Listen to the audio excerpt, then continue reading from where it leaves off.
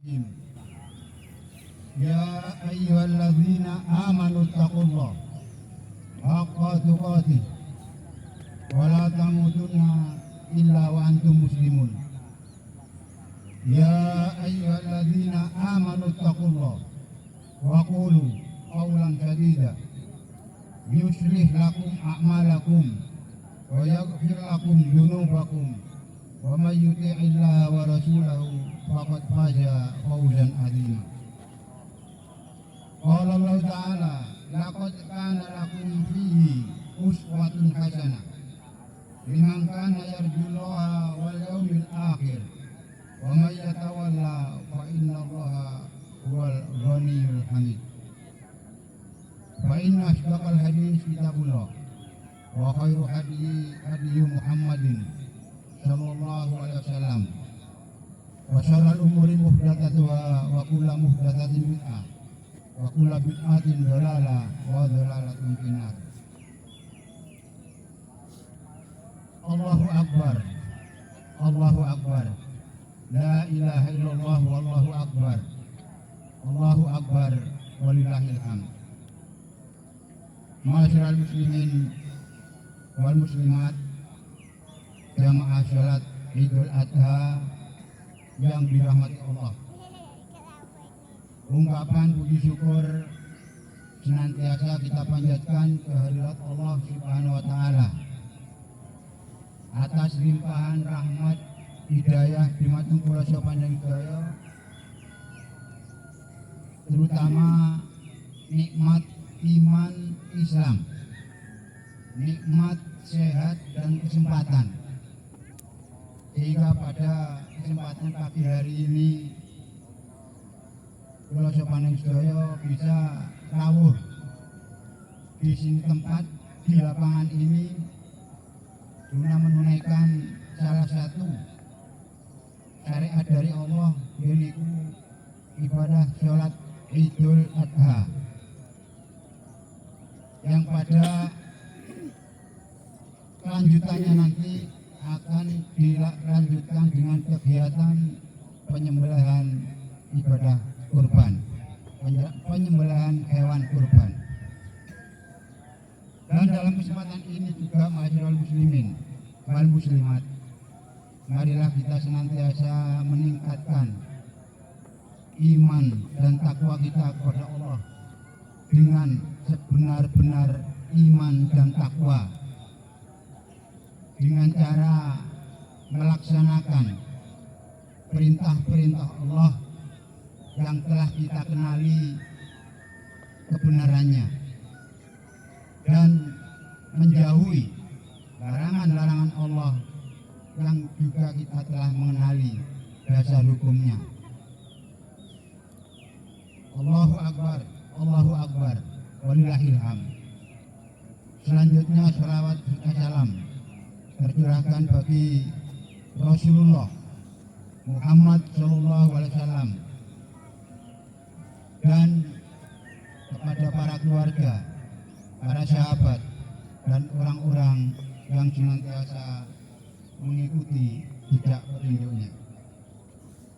Kaum muslimin wal muslimat yang berbahagia, di pagi hari ini kita sekalian merayakan hari raya Idul Adha atau Idul Kurban, atau dengan istilah lain juga Yaumun Nahar, di mana Idul Adha erat hubungannya atau tidak bisa dipisahkan dengan cerita atau kisah yang ada dalam Al-Quran, yakni kisah seseorang Nabi dan Rasul Allah yang berhasil membangun fondasi tauhid.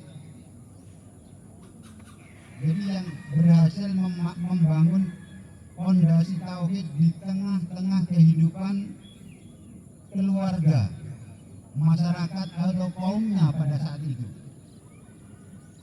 Yang itu semua, ma'asyiral muslimin, harus kita jadikan contoh, suri teladan bagi kita yang hidup di zaman ini.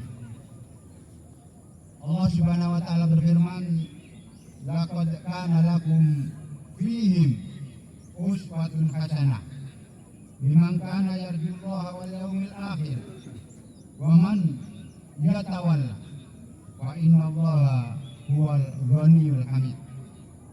Yang artinya sungguh pada diri mereka itu Ibrahim dan keluarganya terdapat suri teladan yang baik bagimu, yaitu bagi orang-orang yang mengharap pahala dari Allah dan keselamatan di hari akhir.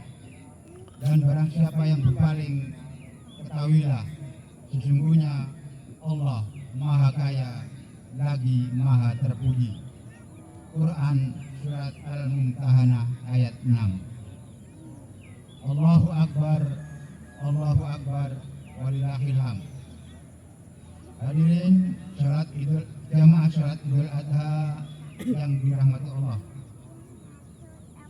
Contoh apa yang bisa kita ambil di saat kita hidup di era yang mengalami perubahan yang begitu pesat, begitu cepat, di mana perubahan ini sering disebut dengan istilah disrupsi, yang mana perubahan di segala lini kehidupan, terutama di teknologi informasi yang begitu melimpah ruah.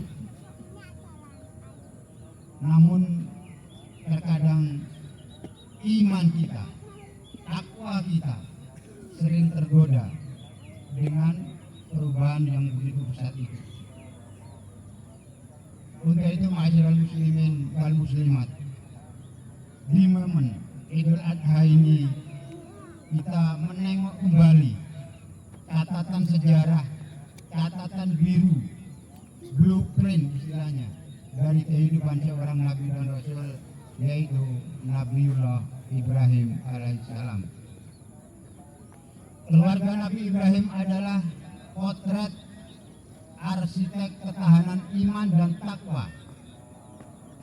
Mereka bukan sekedar berhasil atau selamat dari badai zaman waktu itu, badai kerusakan zaman pada waktu itu, tapi keluarga yang membangun benteng iman di atas fondasi komunikasi yang kokoh dan kuat dalam bingkai misi akhirat yang lebih jelas.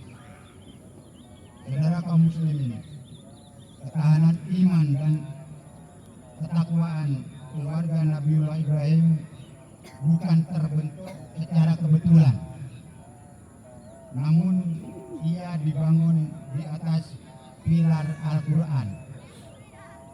Dalam fondasi itu ada 3 pilar Al-Quran. Yang pertama adalah fondasi pola asuh atau pola pendidikan yang sering disebut dengan parenting, dengan gaya komunikasi egaliter atau komunikasi setara, tidak membedakan kedudukan, status sosial, ras, agama, dan sebagainya. Ma'asyiral muslimin, sidang salat Jumat yang dirahmati Allah. Nabiullah Ibrahim alaihissalam seorang ayah yang tidak mendidik anaknya dengan tangan besi atau kejam atau otoriter, tapi dengan model egaliter, kesetaraan. Ini terbukti saat beliau menerima perintah korban. Beliau mengajak sang putra Ismail untuk berdiskusi dengan bunyi ayat, ya bunayya inni ara fil manam anni adbahuka fandur madza tara. Wahai anakku, sesungguhnya aku melihat dalam mimpi bahwa aku menyembelihmu. Pikirkanlah bagaimana pendapatmu. Quran Surat As-Saffat ayat 102. Inilah kunci bagi kita yang hidup di era disrupsi ini, di era digitalisasi ini.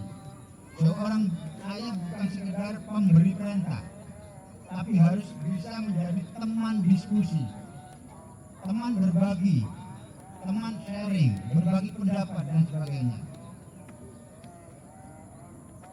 Ketahanan iman seorang anak dimulai ketika mereka merasa didengar, dihargai pendapatnya, terutama di dalam rumah tangga itu sendiri. Tidak jarang kita sering mendengar kasus-kasus anak kabur dari rumah, broken home istilahnya, gara-gara merasa tidak ada tempat dan ruang untuk berbagi, berdiskusi, atau menyampaikan kemauan atau kehendak yang baik kepada orang tuanya atas permasalahan yang ada pada dirinya.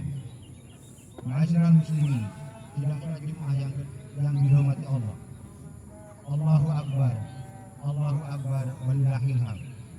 Pilar yang kedua adalah visi lingkungan dan ibadah. Nabi Ibrahim meletakkan anak dan istrinya di lembah